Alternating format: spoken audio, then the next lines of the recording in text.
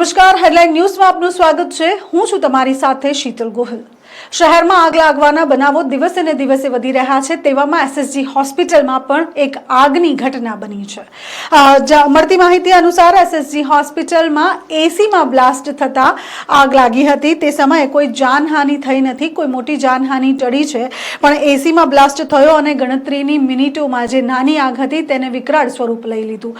Fire team ત્યાં પહોંચી ગઈ, ફટાફટ આગ ઓલવવાની તૈયારીઓ કરવામાં આવી, પણ તે સમયે દર્દીઓના જે જીવ છે તે તાળવે ચોંટી ગયા। હડકંપ મચી ગયો એસએસજી હોસ્પિટલમાં અને તરત ને તરત ચેક કરવામાં આવ્યું કે ફાયર સેફટીના જે પણ પ્રસાધનો છે તે પ્રોપર રીતે ચાલે છે કે નહીં। રાજકોટ અગ્નિકાંડ પછી ફાયરના બનાવો કેટલા બધા દિવસે દિવસે વધી રહ્યા છે તેના ઉપર હવે તંત્ર નજર કરે તો સારું છે। અને તેના પછી અત્યારે એસએસજી હોસ્પિટલમાં ફાયર માટેના જે પણ પ્રસાધનો છે તેના ઉપર ચેકિંગ પણ હાથ ધરવામાં આવ્યું છે અને ચેક કરવામાં આવી રહ્યું છે। જો કોઈ પણ દિવસ આગ લાગે તો કયા પ્રકારના સેફટી પ્રિકોશન્સ લેવા જોઈએ તેના ઉપર પણ ચર્ચા કરવામાં આવી છે। અને ધુમાડાના ગોટે ગોટા નીકળતા દર્દીઓમાં પણ ભગદડ મચી ગઈ હતી અને તેની સાથે એસએસજી હોસ્પિટલમાં ભયનો માહોલ હતો।